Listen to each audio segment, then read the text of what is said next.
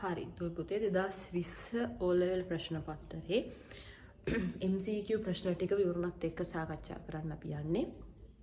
එතකොට පළවෙනි ප්‍රශ්නේ අපි සාකච්ඡා කරලා පිළිවෙලට ප්‍රශ්න ටික යම්.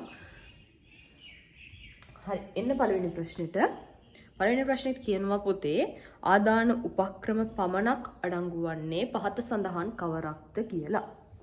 හරි අපි බලමු ආදාන උපක්‍රම කියන්නේ මොනවද කියලා. හරි පුතේ ආදාන උපක්‍රම ගත්තට පස්සේ ආදාන උපක්‍රම වර්ග කීපයක් යටතේ බෙදෙනවා. පළවෙනි එක තමයි ආදාන උපක්‍රම වල යතුරු පුවරුව කියලා කියන්නේ. යතුරු පුවරුව. right ආදාන උපක්‍රම. එතකොට යතුරු පුවරුව ගත්තට පස්සේ ඊළඟට අපිට කතා කරන ආදාන උපක්‍රම පුතේ ඇවිල්ලා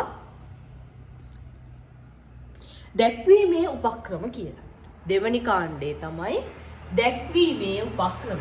මේ එකක් දෙවැනි එක ඇවිල්ලා දැක්වීමේ උපක්‍රම.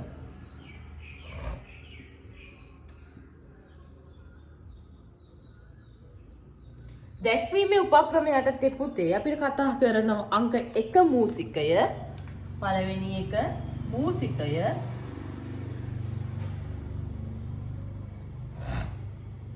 ඊට පස්සේ අපි කතා කරනවා ආලෝක පෑන ලයිට් පෙන් එක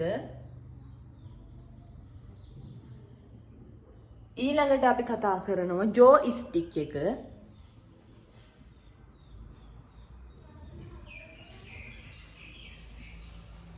ඊළඟට දැක්වීමේ උපක්‍රම යටතේ ටච් ස්ක්‍රීන් එක අපිට තියෙනවා.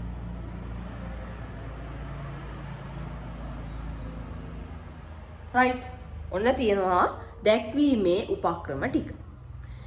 ඊළඟට රූප හා වීඩියෝ ආදාන උපක්‍රම තියෙනවා. තුන්වෙනි කාණ්ඩය ඇවිල්ලා රූප හා වීඩියෝ ආදාන රූප හා වීඩියෝ ආදාන යටතේදී අපි දන්නවා ඩිජිටල් කැමරාව අපි පාවිච්චි කරනවා.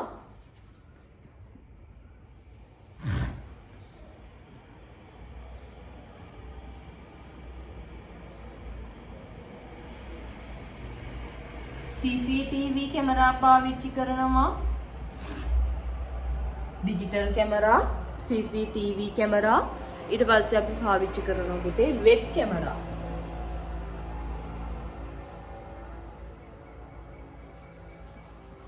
මේ ඇවිල්ලා රූප හා වීඩියෝ ආදාන ටික. ඊළඟට අපිට කතා කරන්න තියෙනවා සුපරීක්ෂණ. සුපරීක්ෂක ටික කතා කරන්න තියෙනවා. හතරවෙනි කාණ්ඩය යටතේ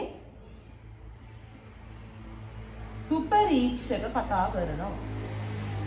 සුපරීක්ෂක ගත්තට පස්සේ පුතේ පැතලිතල සුපරීක්ෂක තියෙනවා. තීරුකේත කියවණය කියලා තියෙනවා. ඊට පස්සේ චුම්බක තීන්ත අනුලක්ෂණ කියවණය අපි කියනවා MICR එක කියනවා. ඊට පස්සේ ප්‍රකාශ අක්ෂර සංජානනය OCR එක තියෙනවා. ප්‍රකාශ සලකුණු සංජානනය OMR එක තියෙනවා. ATM යන්ත්‍ර තියෙනවා. ඔය ටික එනවා සුපරීක්ෂක යටතේ. MICR චුම්බක තීන්ත අනුලක්ෂණ කියවණය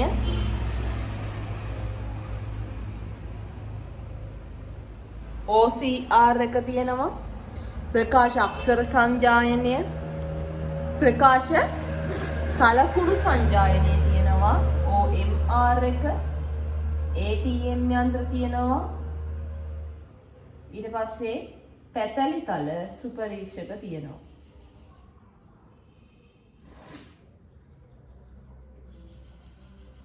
පැතලිතල සුපරීක්ෂක තියෙනවා. ආයි තීරුකේත කියවන තියෙනවා.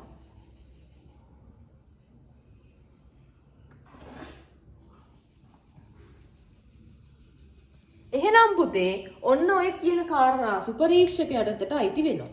පස්වෙනි කාරණාව ඇවිල්ලා ශබ්ද ආදානයක් විදිහට අපි පාවිච්චි කරනවා මයික්‍රොෆෝනේ.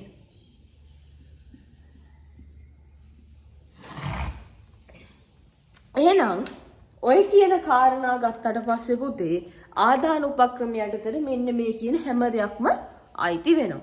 රයිට්. මෙතන ප්‍රශ්නෙට આવොත් එහෙම ආදාන උපක්‍රම පමණක් අඩංගු වෙන්නේ පළවෙනි පිළිතුරේ කියනවා පුතේ බහුමාධ්‍ය ප්‍රක්ෂේපණ යන්ත්‍රය, මුද්‍රණ යන්ත්‍රය, යතුරු පුවරුව, මූසිකය. රයිට්. එතනින් බහුමාධ්‍ය ප්‍රක්ෂේපණ යන්ත්‍රයයි මුද්‍රණ යන්ත්‍රයයි එන්නේ නැහැ.